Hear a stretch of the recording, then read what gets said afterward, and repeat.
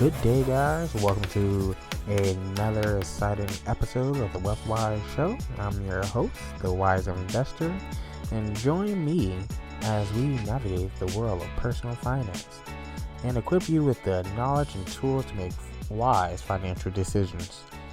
Now, let's dive into today's episode of the WealthWise. Alrighty, guys. On today's episode of the WealthWise show, this is a good one. We got a question, and I'm going to elaborate more on the question, and not just give this person an answer, but go into a little more detail. So I got a question: what are mutual funds? Short answer: mutual funds are open investment companies, and open investment companies mean they continually issue shares. They're not a closed-in investment company where there's a set amount or number of shares. So a mutual fund is an open-ended investment company that continue to issue out shares.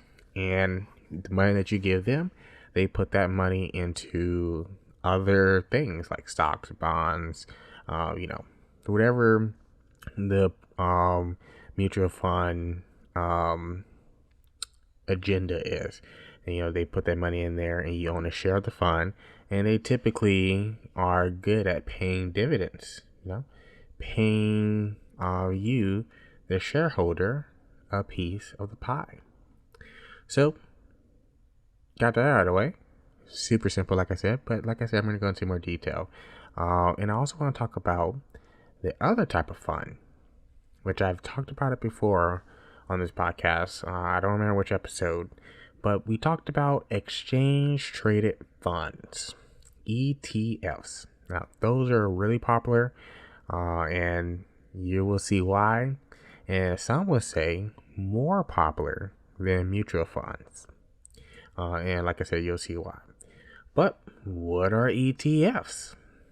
Well, just like mutual funds, ETFs are a type of fund, meaning you're pulling money together and you are, using that money to buy stocks or buy things that whatever the fund objective is. Typically, these funds, you can buy them easily on any exchange. I wouldn't say any exchange, but yes, pretty much any exchange. That's what they're called, exchange traded funds. And the good thing about exchange traded funds is they're easily to get in and out of. And not to say if mutual funds are not easy to get in and out of, it just sometimes there are lockup periods depending on fees. So we're really not a lockup period. You can sell whatever, but some funds may charge you if you sell early, or they might waive a fee, I should say. And if you sell early, then you end up having to pay that fee. But let's get into the first thing, which is mutual funds. So like I said, we talked about what are mutual funds. We talked about that, the definition of that. I kind of explained how mutual funds work. Typically, like I said, it's a pool of money and you're buying a share. Typically, mutual funds are professionally managed. So they have portfolio managers who, do their due diligence on whatever their objectives are. And typically, some mutual funds are very diverse, and they're usually a lower risk than, just owning one particular company or anything like that. And mutual funds are typically more affordable. They have a low initial dollar amount for investments or even continual purchases. And like I said, the liquidity in mutual funds, they're liquid. You can sell your shares or whatever. But like I said before, some mutual funds, waive their fee, because there is a fee. And if you hold it for a period of time, and then after that period of time, you can sell without a fee. But sometimes if you sell earlier, depending on whatever they've stated, you have to pay a particular fee. So what are some of the types of mutual funds? Well, just like ETFs, there are a number of funds. You have your low risk type of funds, which are money markets. Like I said, they're low risk. So, like I talked about in the very first episode by bonds, money markets are typically, high quality, short term investments. And they're usually, issue like bills, treasury bills issued by, the government, and local government. And so they're typically high quality, like I said, and they're short term. So, and they're relatively low risk. So that's what a money market fund is for a mutual fund. So, you want that for someone who, if you're looking for like income, and you don't want to have too much risk in the equity market, then typically you'll go with a money market mutual fund.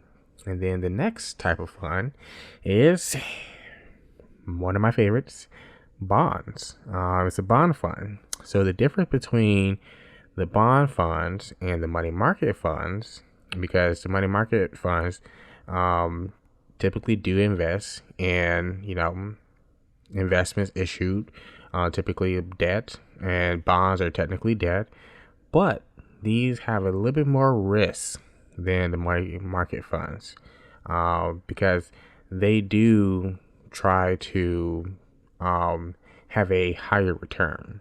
So, usually bond funds are more focused on that relatively safety, low risk, than a stock fund, but they still are trying to have different types of bonds in there. So, they may have corporate bonds, which is debt issued by corporations and mixed in with some U.S. Treasury, mixed in with some other municipals, maybe even international bonds, things like that. So even though bonds are typically lower risk than equities, they're still a little bit more riskier than money market. So the next fund is a stock fund. Very simple. This fund type of mutual fund typically is going to invest in corporate stocks, equity.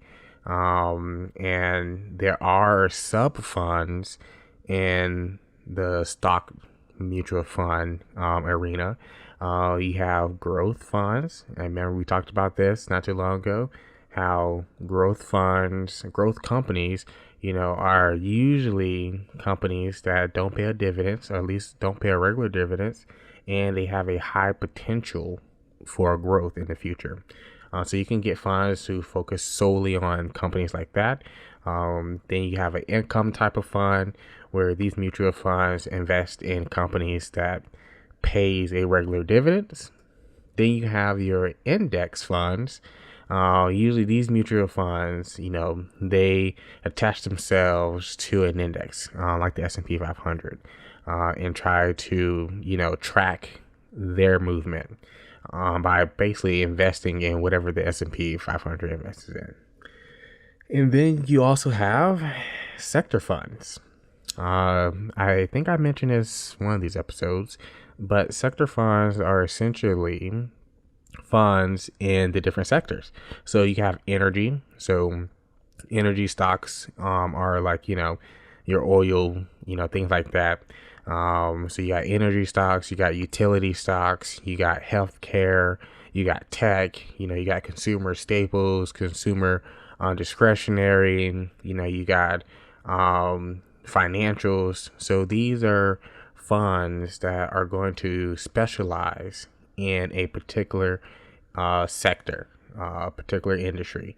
And so if you have, some money market funds in your mutual fund portfolio, you have some bond funds in your mutual fund portfolio, you can mix in a little, get a little more detail with your diversity and, say, hey, I like financials.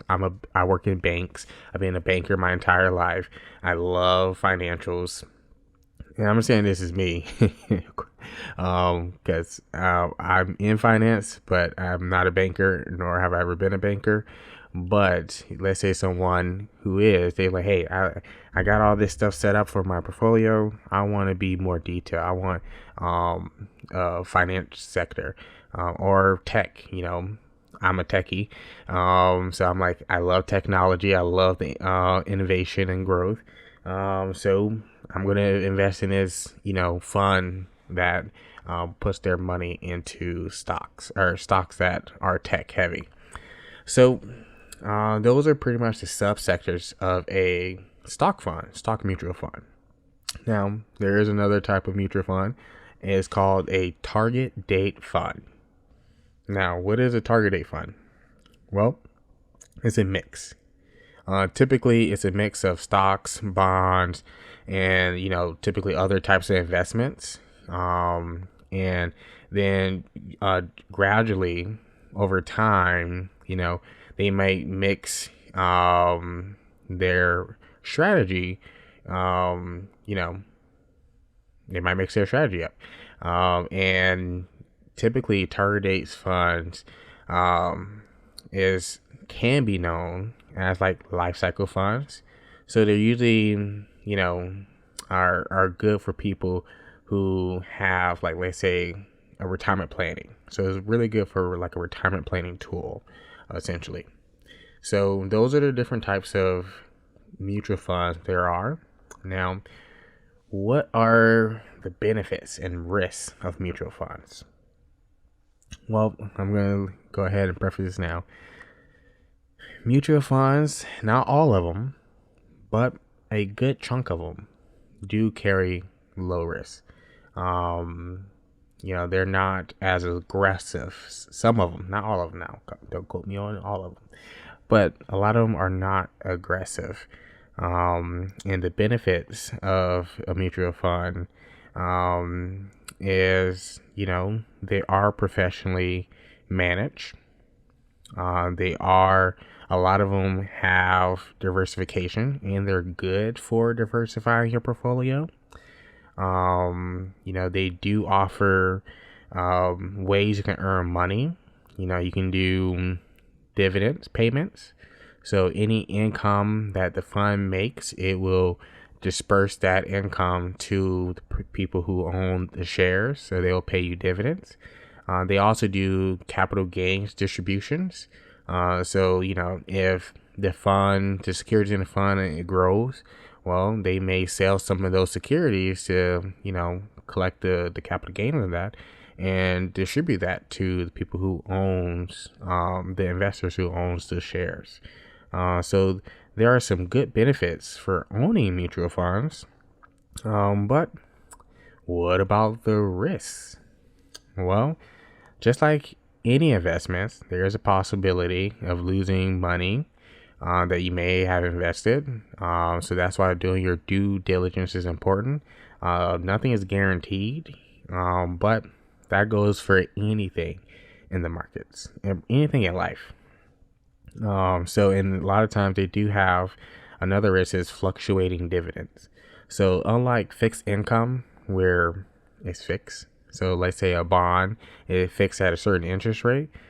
Well, a lot of times mutual funds, depending on how the market is doing or where they're investing in, the dividends or interest payments may fluctuate. And past performance doesn't mean you're going to get those returns in the future.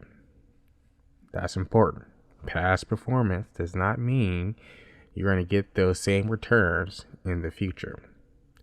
But that's like with anything. If you look at AT&T, the stock, they were doing really great back in the day, but now they're not.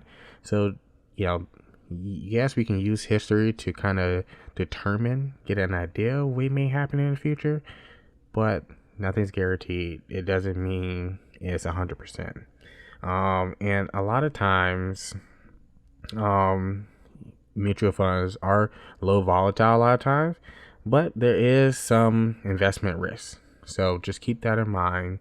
And one of the things about mutual funds too is they do charge fees, but so do a lot of other things, which we're going to get into in a second. But typically the fees, are pretty minimum depending on what you're investing in, which mutual fund. So make sure you read the prospectus, which I'm going to give you the definition of that, because you said, what do you just say to me? I'm going to give you the definition. But make sure you read the prospectus and figure out what the fees are. Typically the fees are not too much, and the more money you put in these funds, you will be entitled for what called a breakpoint sale, meaning you get a little discount on the fees. So just keep that in mind. And you can even do a letter of intent, meaning let's say you say, hey, I got 10 grand and I need 15 to get this breakpoint sale, so I can lower my fees. Well, you can do a letter of intent stating like, hey, give me 6 to 12 months and I will have the other 5 grand, and and then they'll go ahead and honor that for you. But you also have to honor your side by giving the 5 grand, and I believe if not, you just end up paying the fees. So that's pretty much what mutual funds are. I hope I broke it down and simplified it for you. And if you have more questions on mutual funds, Google is your best friend. Google mutual funds, and you're just gonna read what I just said, or just replay this. I can definitely use the replays. So let's talk about exchange traded funds. So just like mutual funds, exchange traded funds are funds. You pull your money together with other investors, and you have typically they're managed. A lot of times they are managed, some actively managed, I should say, and they do almost similar to what mutual funds do. But the difference is that they do, you can buy them on any exchange for one. And I didn't talk about the NAV, but because it's not complicated, but it's a little complicated to explain in a podcast. But a lot of times with ETFs, you can purchase or redeem,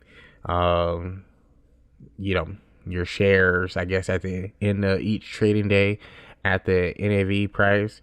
And the intraday trading feature of closing funds, a lot of those shares are market price. So a lot of times with ETFs, they're kind of on a supply and demand type level. So if I want to, I can buy a bunch of ETF shares and fluctuate the price. But unlike mutual funds, really, you retail investors can, like I said, you can buy them on the exchange. You can buy and sell them. You don't need to go through your money manager. Technically, mutual funds, you can technically do that too on some brokerages, but not all of them. Like I don't think you can buy mutual funds on Robinhood. Don't quote me, but I don't think you can. But you can definitely buy some ETFs. I know that for a fact. They have options. A lot of ETFs have options. And there is an episode coming on options. So if you don't know what options are, just know it's another option that you can use in the markets. So there are many different types of ETFs. Like I said, some of them are actively managed. So they're not, on a index or trying to follow an index. They are typically, managed by portfolio managers, and whatever the prospectus, whatever the what's the word I'm looking for? I don't want to say requirement. Whatever their goals are. That's a good one. I was trying to find a big word, but I'm stumbling over myself. So whatever the ETF goals are, that manager is going to do its best. And to go back really quick, because I think I messed up on something. When I was talking about some of the features of the ETFs, I was talking about the NAV. I was talking about NAV really with mutual funds. They have that, and ETFs have like market prices. So you can, it's a little more easy to get in and out and understand how much it is and all that stuff with ETFs. But like I was saying, actively managed ETFs are ETFs that, they're going to have managers dealing with your portfolio or with their portfolio, and you're giving them money to go do stuff with their portfolio. But then you also, just like mutual funds, have index-based ETFs. One of the popular index-based ETFs are the SPY. I'm not endorsing SPY. I'm not saying go buy SPY. I'm just giving you an example of an ETF that's index-based. So they're going to track the S&P 500, which SPY does, and SPY does it really close. But just like mutual funds, you also have index based funds. So and some of the considerations that you might want to think about when investing in ETFs is there are a few differences from mutual funds, and a lot of times those differences can be a lot more easier to understand, like market price or price per share, and things like that, and finding that you can go in any app and purchase ETF shares, and the market transactions for purchasing or selling ETF shares are a lot easier. And the only thing too is I would feel like ETFs do fluctuate a lot more than mutual funds. So you gotta, that's the caveat with ETFs is, yes, they have that diversity of a mutual fund, but it can also have that fluctuation like a stock, like a actual corporate stock. So those are some of the things you might want to think about when purchasing an ETF. But one of the most important things is understanding and reading the prospectus. Now, I said I was going to explain what a prospectus is.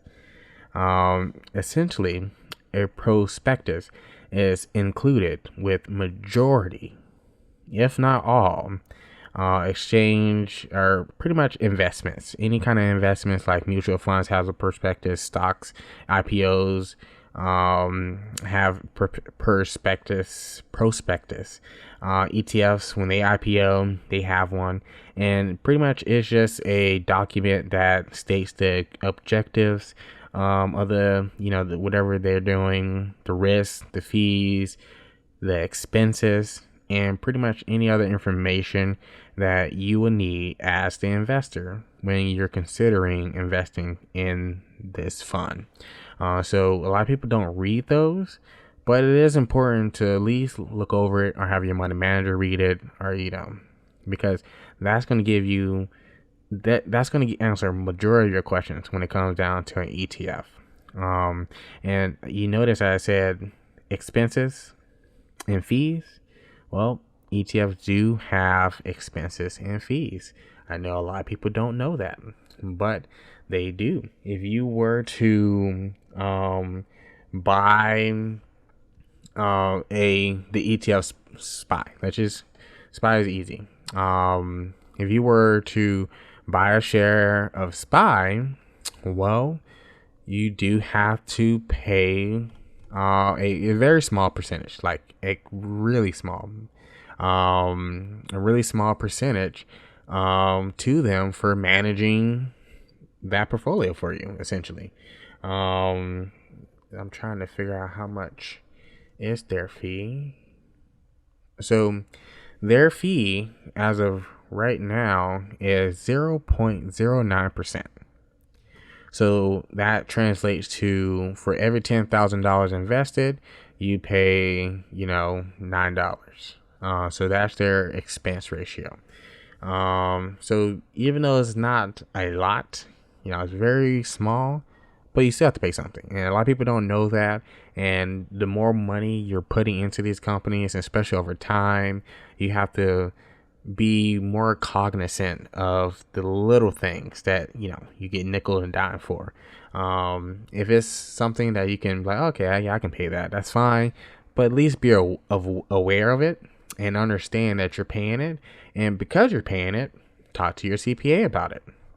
I'm not a CPA, but definitely talk to your CPA about your expenses when it comes down to owning ETFs or mutual funds. So you guys understand what perspectives is? I'm assuming you said yes. You guys understand what a mutual fund is? I'm going to assume you said yes. And ETFs. Any questions? All right, no, I don't hear any questions. Great.